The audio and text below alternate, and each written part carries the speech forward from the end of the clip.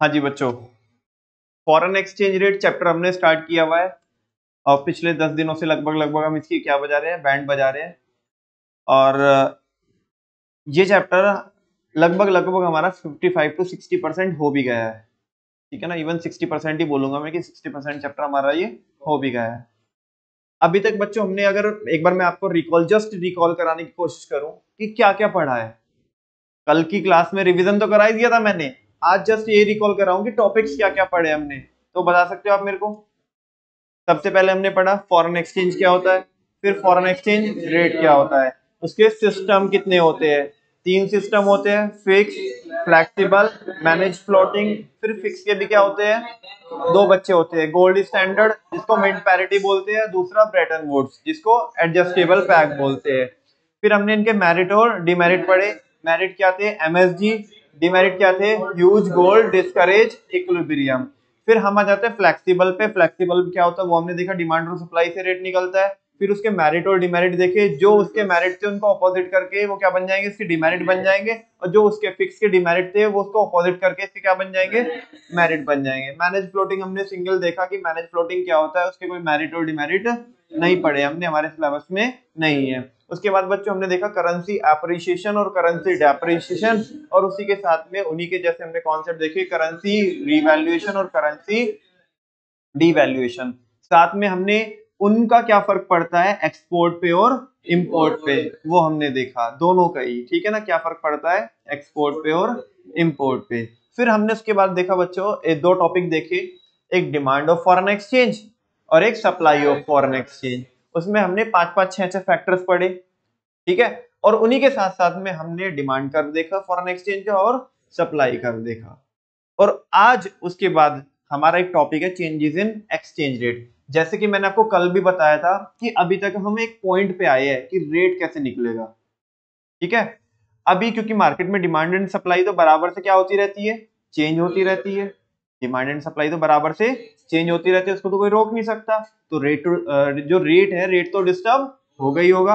अब वो rate disturb होकर के, इक्विलिब्रियम रेट डिस्टर्ब होकर के नया रेट कैसे निकलेगा, हमें वो देखना है।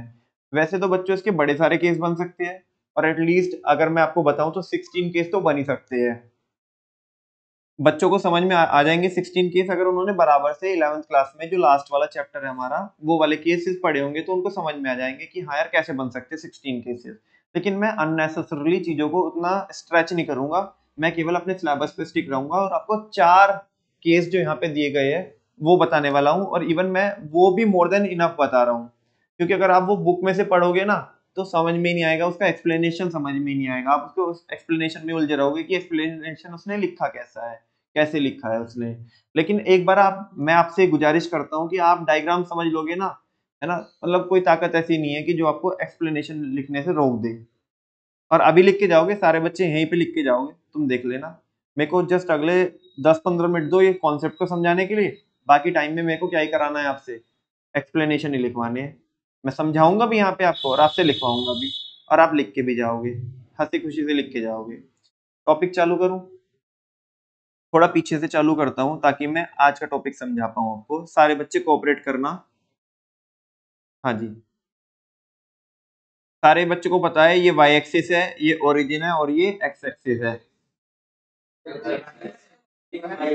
वो कभी कभी हो जाता है यार मेरे को ऐसे। हाँ ये तो, अभी तो ये एक्स एक्सिस, ये ओरिजिन, और वो वाई एक्सिस। यहाँ पे हम क्या ले लेते हैं बच्चों, फॉरेन एक्सचेंज रेट ले लेते हैं। क्या ले लेते हैं? और यहाँ पे डिमांड, डिमांड और सप्लाई किसकी, ऑफ फॉरेन एक्सचेंज।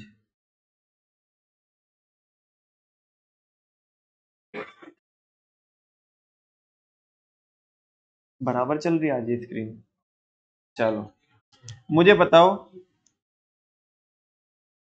ये डिमांड कर्व है, अच्छा ये सप्लाई कर्व है।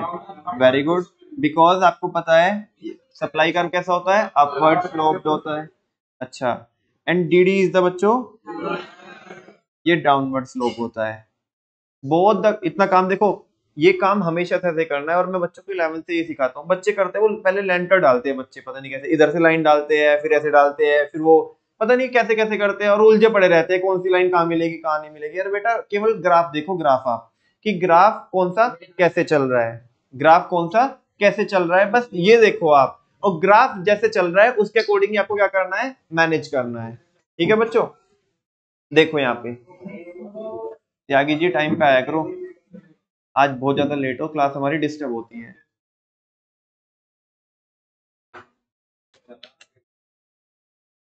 इसको थोड़ा इधर कर दो और कर, थोड़ा और बेटा उधर कर, बस बस बस। हाँ जी सुनो जी सुनो प्लीज, मैं क्या बोल रहा था बच्चों, आप ये देखो कि डिमांड कर्व कैसा होता है और सप्लाई कर्व कैसा होता है। वो लाइंस डालने की जरूरत ही नहीं कि ऐसे डालोगे लाइन फिर वो ऐसे बनाओगे और पता नहीं पड़ रहा कि कौन सी कहाँ पे मिला रहे हो। करते हैं बच्चे गड़बड़ी करते हैं। जिन बच्चों ने की है उन्हें पता है कि हाँ, हमने पास में गड़बड़ी की थी फिर हमने ऐसा सीखा है। जिनको ये पता है कि हाँ हमारी गड़बड़ी अभी भी होती है ऐसे, तो वो आगे से मत करना, आज सीख लो। पहले हमें क्या करना है, कुछ नहीं है बच्चों, अगर डिमांड और सप्लाई से इक्विलिब्रियम निकालना है ना तो कुछ नहीं, हमें क्रॉस बनाना है। क्या बनाना है, ये तो रटने वाली बात है, ठीक है ना। लेकिन वो क्रॉस बनाना क्यों है, सारे बच्चों को पता है कि DD is the demand curve and SS is the supply curve. Demand curve में इनवर्स रिलेशन होता है और सप्लाई कर्व में पॉजिटिव रिलेशन होता है, ये सारे बच्चों को पता है। और जहां पे भी दोनों कर्व क्या करने वाले हैं, इंटरसेक्ट करने वाले हैं, ठीक है ना, उस पॉइंट को बच्चों हम बोलेंगे इक्विलिब्रियम पॉइंट। क्या बोलेंगे, अच्छा अभी थोड़ा सा मैं यहीं पे बता देता हूँ आपको एक्सप्लेनेशन कैसे चलेगा। कुछ नहीं करना है बच्चों, जो जो हम करते जा रहे हैं ना बस उसको लिखते जाएंगे, ठीक है ना। वही पुरानी बातें जैसे हमने 11th में भी किया था, क्योंकि बुक में मुझे नहीं मतलब है कि कैसे लिखा है उसने कैसे नहीं लिखा है, लेकिन अगर आप ऐसे लिखोगे तो पक्की पक्की बात है, कॉन्सेप्चुअली ये बिल्कुल सही है। और अगर आप ये ऐसा एग्जाम में आता है, क्वेश्चन आता है और अगर आप लिख के आओगे तो बराबर से फुल मार्क्स मिलेंगे। और मजे की बात ये है कि दिमाग पे लोड नहीं आएगा, रटना नहीं पड़ेगा आपको। मैंने सबसे शुरू में क्या किया था, है ना, आप ऐसे लिखोगे अलोंग एक्स एक्सिस, एक्सप्लेनेशन जब लिखना चालू करोगे तो इसमें लिखोगे along X axis demand and supply of foreign exchange is taken. आपने क्या लिया है, ठीक है ना। And along Y axis foreign exchange rate is taken. हमने अभी तक ये वाला काम किया है, सॉरी कैसे ये वाला काम किया है अभी, ठीक है ना, ये वाला और ये, ठीक है, इतनी बात। फिर मैंने क्या बनाया, DD is the demand curve and SS is the supply curve. Both the curve intersect at point E. Both the curve intersect each other at point E. दोनों कर्व ने क्या किया, आपस में एक दूसरे को इंटरसेक्ट किया, कौन से पॉइंट पे, which is called as the equilibrium point, जिसे हम क्या बोलेंगे, ये इक्विलिब्रियम पॉइंट है। And against point E, against point E, OP is the equilibrium exchange rate. OP is the equilibrium exchange rate. And that particular point, किसकी बात कर रहा हूं, E की बात कर रहा हूं। And also against point E, OQ is the equilibrium quantity.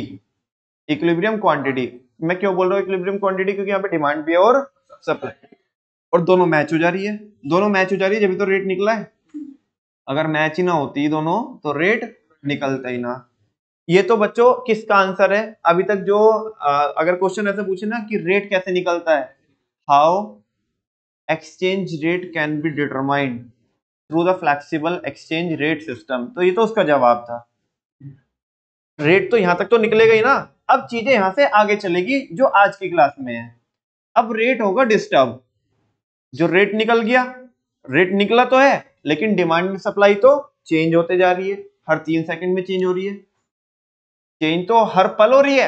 लेकिन हमने जो टेक्नोलॉजी डेवलप की है, जो सिस्टम हमने डेवलप किया है उसमें 3 सेकंड में रिफ्रेश होता है एक्सचेंज रेट, हमें 3 सेकंड बाद पता पड़ता है। तो रेट तो परमानेंटली क्या हो रहा होगा, कॉन्टिन्यूसली फ्लक्चुएट हो रहा होगा, डिस्टर्ब हो रहा होगा। तो वो होगा कैसे, वो होगा कैसे, अब वो हम देखेंगे। इतना काम तो यहाँ पे करना ही है बच्चों।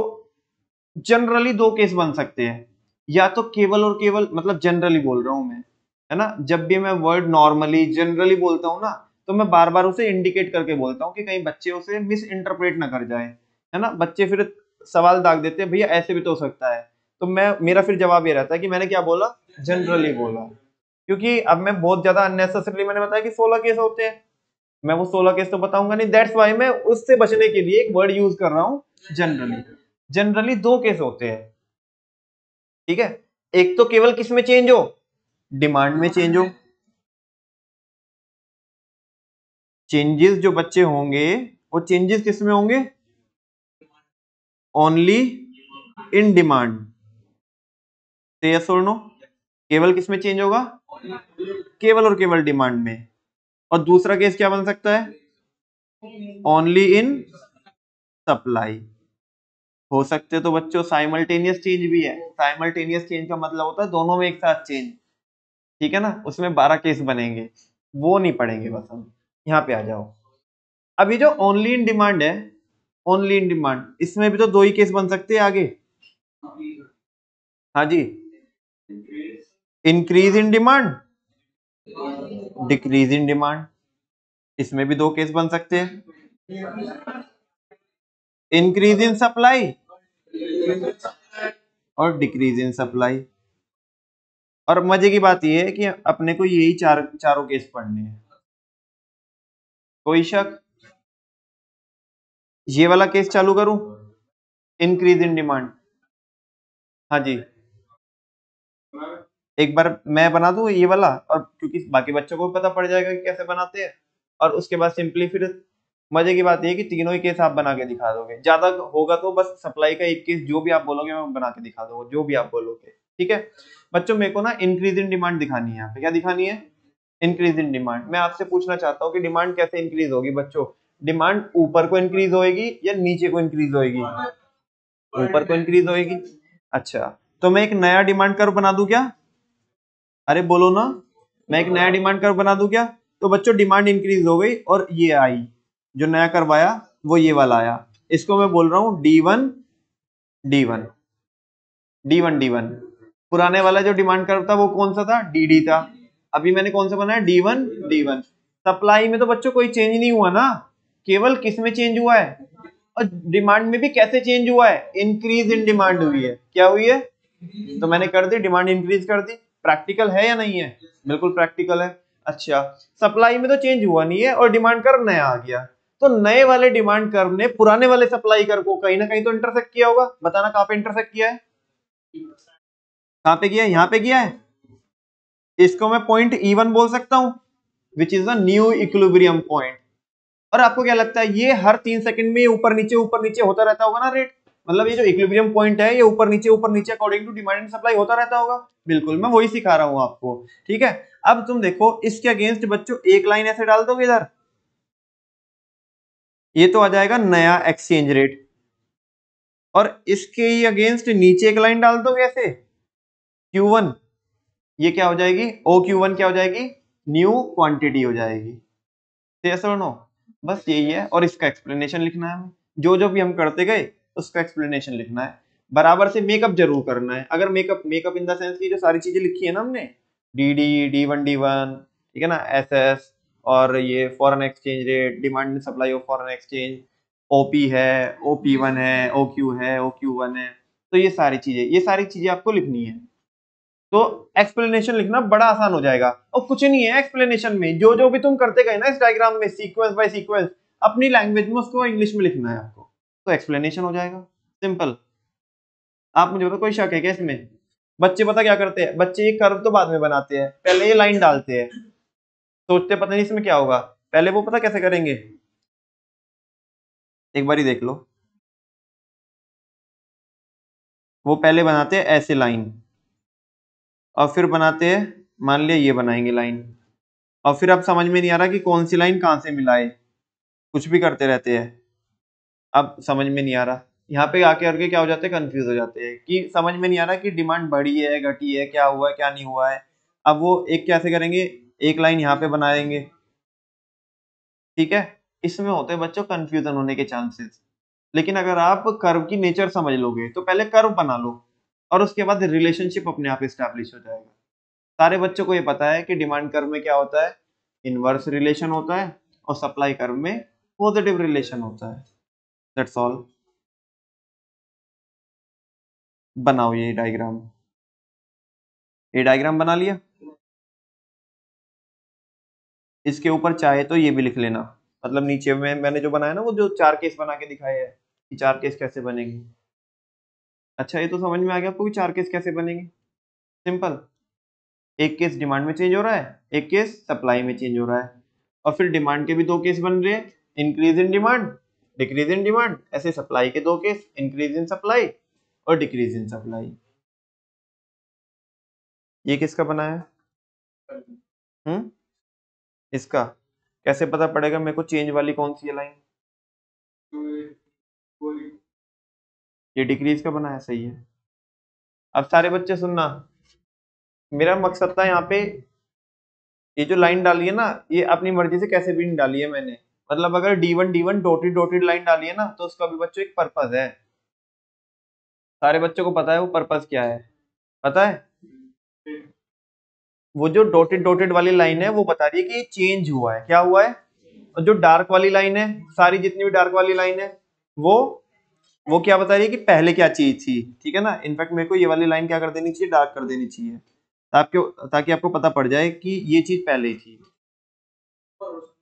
जो डॉटेड डॉटेड लाइन है, ऑरेंज वाली लाइन, जो ऑरेंज वाली लाइन, डिमांड क्या हुई है, इंक्रीज हुई है। मैंने ऊपर को डिमांड को क्या कर दिया, इंक्रीज कर दिया। उसने कहीं ना कहीं तो इंटरसेक्ट किया होगा सप्लाई कर्व को, देख ले तो ऐसे ही वो डिमांड भी तो रहेगी ना, डिमांड लाइन भी ऊपर जाएगी, तो कहीं ना कहीं तो वो इंटरसेक्ट करेगी ना। और अगर इंटरसेक्ट नहीं करेगी तो रेट ही नहीं निकल पाएगा, ठीक है ना। फिर रेट ही नहीं निकल पाएगा, तो कहीं ना कहीं तो वो इंटरसेक्ट करेगी। वो पॉइंट E1 हो गया, उसके अगेंस्ट ऐसे लाइन डाली तो वो OP1 नया प्राइस निकल के आ गया, और OQ1 नीचे क्या हो गई, नई क्वांटिटी हो गई। हाँ, डिक्रीज में नीचे अंदर को आ जाएगी डिमांड का।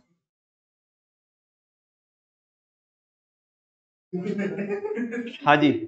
अब एक चीज और सुनो, मैं जो ना ये नोटिंग करता हूँ ना, जो अलग से मैंने जो मेकअप किया हुआ है, ये मेकअप भी इंटेंशनली कैसे किया, ध्यान से सुनो आप। OP पहले प्राइस था, मैं हमेशा से जब भी चीजें ऊपर जाती है तो मैं OP1 लूंगा। मतलब मेरा क्या है कि मैं ऐसे लेता हूँ, बुक में मुझे नहीं पता क्या लिखा है क्या नहीं लिखा है। चीजें माइंड में सेट होनी चाहिए जो लॉन्ग टाइम तक रिटेन रहे, कि यार हाँ चीजें ऊपर जा रही है तो हम पहले OP प्राइस था तो अब OP1 ले लिया। अगर ये प्राइस अंदर आएगा तो मैं OP1 नहीं लूंगा, मैं इसे OP0 ले लूंगा। ऐसे ही यहाँ पे OQ थी नीचे क्वांटिटी, अगर क्वांटिटी बाहर जाएगी तो उसे हम Q1 ले लेंगे, और अगर अंदर आएगी तो Q0 ले लेंगे, ठीक है ना।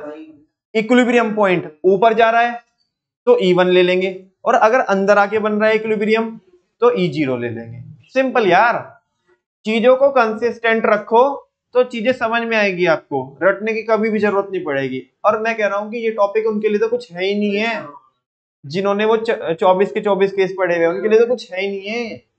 हम तो फेंक के मारे होंगे 4 के 4 केस ये तो वहां पे ऐसे वर्किंग नोट में पढ़ लेते थे। इससे हार्ड तो और भी बहुत सारे केस थे, जहाँ पे वो डांस होता था ऐसे करके, ऐसे करके, ऐसे करके, फिर ऐसे, फिर ऐसे ऐसे, बड़े सारे केस थे।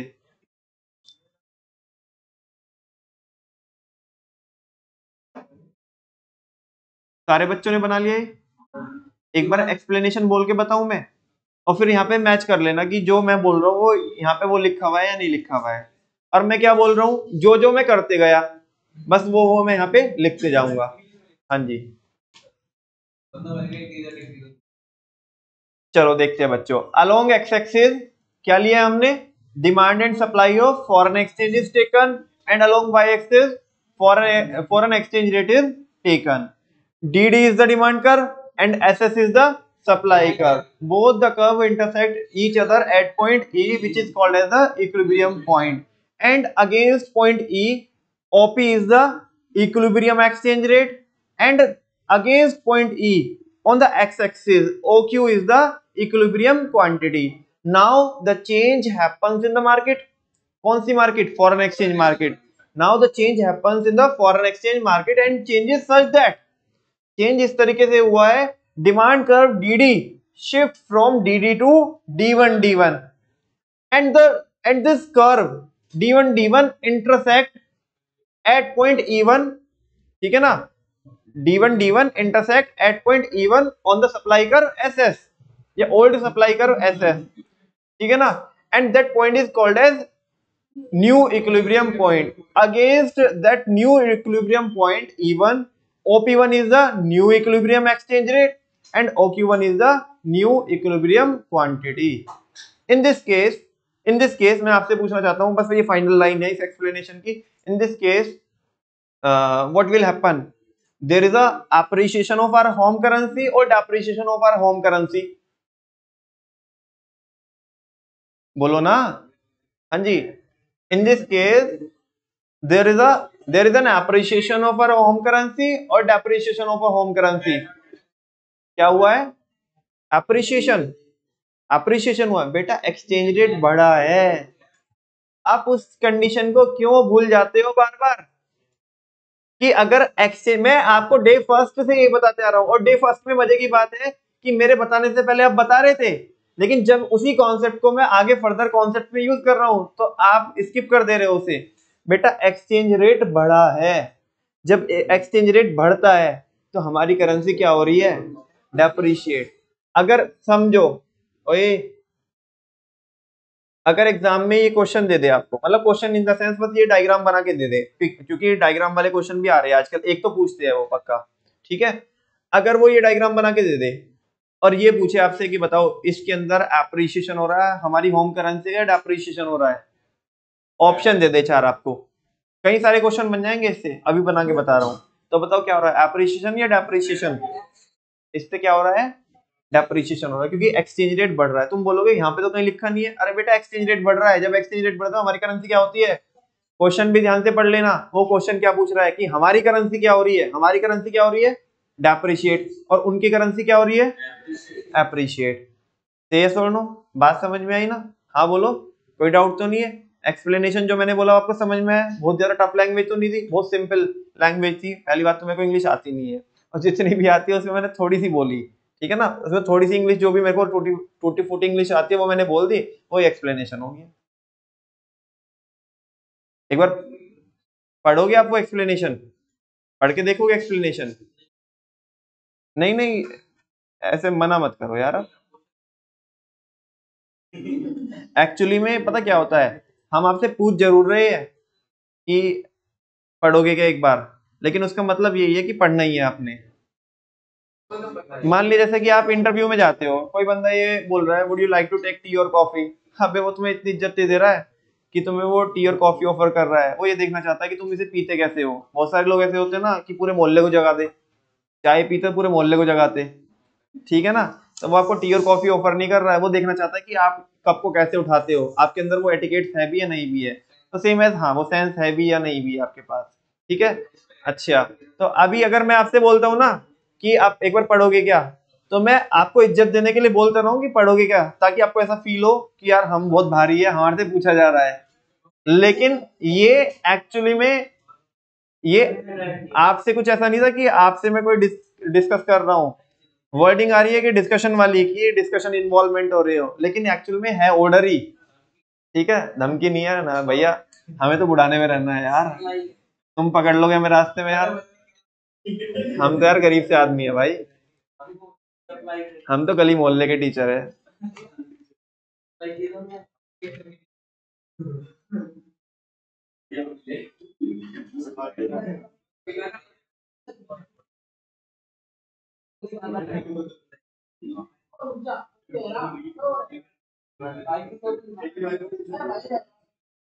बस ये पढ़ो जो मैं बोल रहा हूँ, अभी देख रहा हूँ सबकी कॉपी बाद में चेक कर रहा हूँ. ये पढ़ो पहले. अरे देखो यार, इधर देखो सारे, आराम से पढ़ो. The equilibrium exchange rate will be disturb. Equilibrium exchange rate disturb हो जाएगा if some changes occur in the demand and supply of foreign exchange. अगर किसमें चेंजेस होंगे बच्चों? डिमांड और सप्लाई में क्या होंगे? फॉरेन एक्सचेंज की चेंज होंगे, तो हमारा जो इक्विलिब्रियम रेट है वो क्या हो जाएगा? डिस्टर्ब हो जाएगा. अब वो क्या क्या सिचुएशन बनेगी? पहला है change in demand. Change in demand में भी इधर एन इंक्रीज इन डिमांड और डिक्रीज इन डिमांड, दो केस हो सकते हैं. चलो कौन सा केस लेते हैं? Increase in demand. जो डायग्राम मैंने बना के दिखाया था वही डायग्राम बना हुआ है यहाँ पे.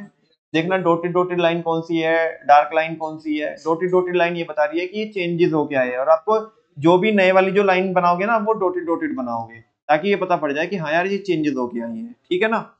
एक्सप्लेनेशन पढ़ो इसका।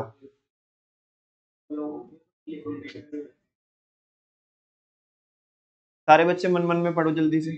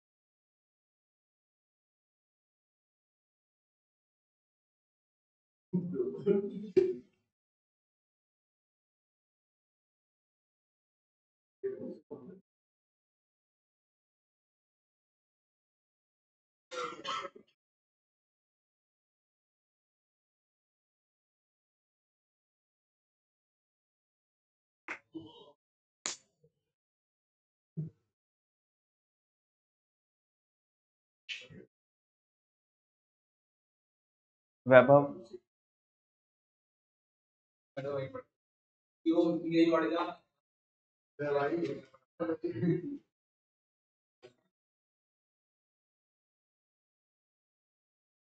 मुझे कैसे पता चलेगा ये कौन से केस है?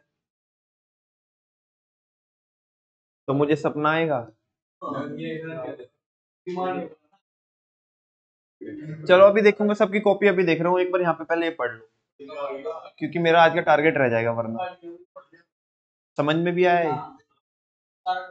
किस किस को समझ में आया, रेज योर हैंड।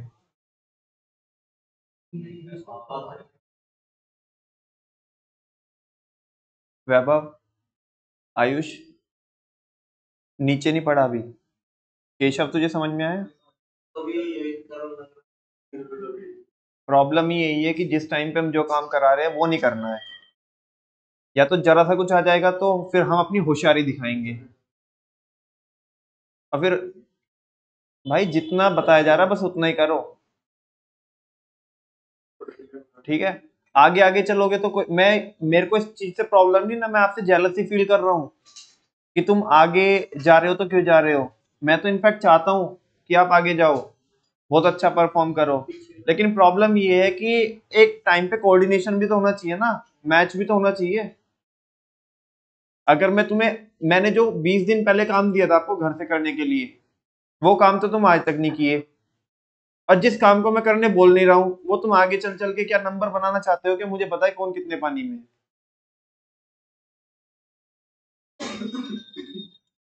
केवल उतना ही परफॉर्म करो फिलहाल क्लास में कि जितना बताया जा रहा है। हाँ, घर से परफॉर्म करके लाओगे तो बहुत अच्छा है, हम अप्रिशिएट भी करेंगे आपको, लेकिन हमारी प्रॉब्लम ये है कि जिस टाइम पे हमें जो कहा जाएगा हम वो नहीं करेंगे। अभी एक बार अच्छे से इसे देख लो, बाकी आगे के 3 केस कुछ भी नहीं लगेंगे। मैं तो खुद ही बनवाने वाला हूँ आपसे अभी, और एटलीस्ट डिमांड वाला केस तो बनवाने वाला ही हूँ, आधों ने तो बना भी दिया।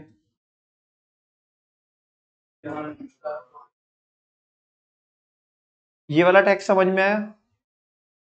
इसके नीचे और भी है क्या कोई टेक्स्ट? कुछ नहीं है, एक पेज पे एक है। अब ध्यान से सुनना बच्चों, ये जब आप बनाओगे ना, मतलब ये नोट्स बनाओगे तो कैसे करना, आमने सामने के पेज यूज करना।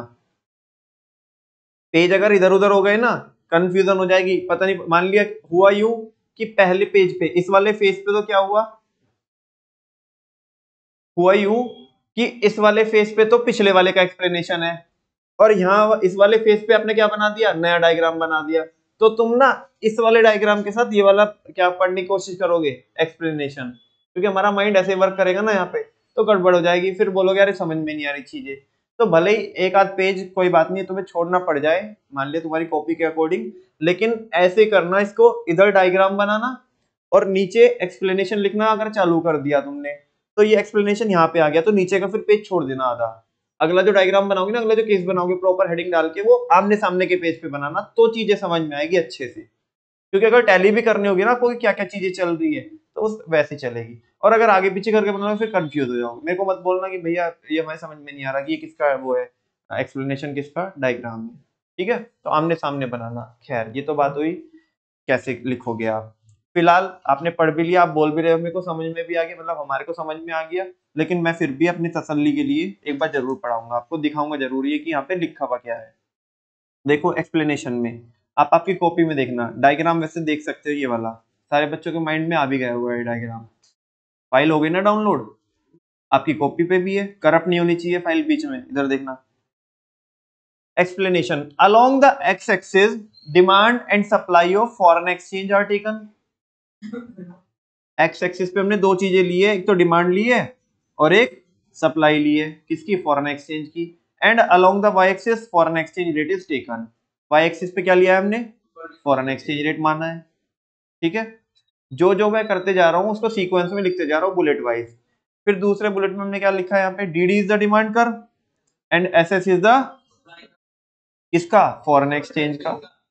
Both the curve intersect each other at point E which is the, ऐसे ही हुआ है, सीक्वेंस से चल रहे हम। अच्छा, आगे बोल रहा है against point E OP is the equilibrium exchange rate and OQ is the equilibrium quantity.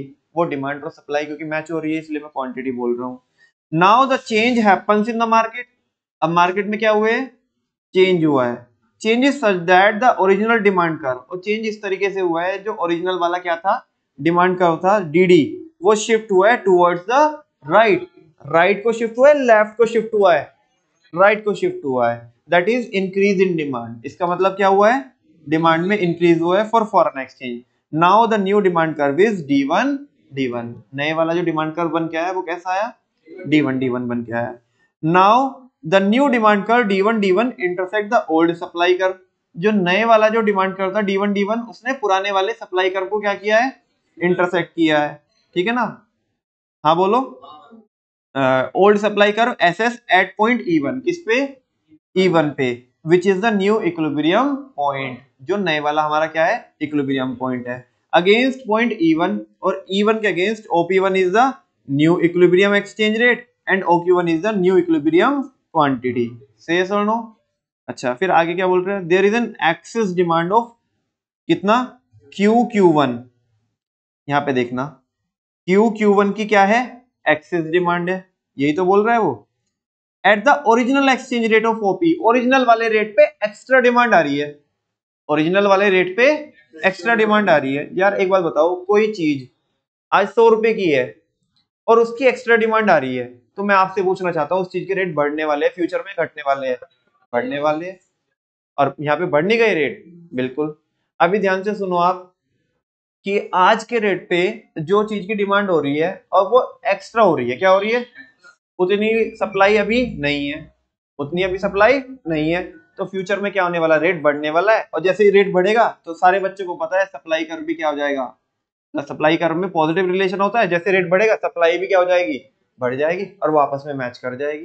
तो ये वही बोल रहे हैं यहाँ पे कि QQ1 की क्या हो रही है, एक्स्ट्रा डिमांड हो रही है ओरिजिनल वाले रेट पे। As a result the exchange rate rises to OP1। तो जो एक्सचेंज रेट है वो OP से कितना हो गया, OP1 हो गया।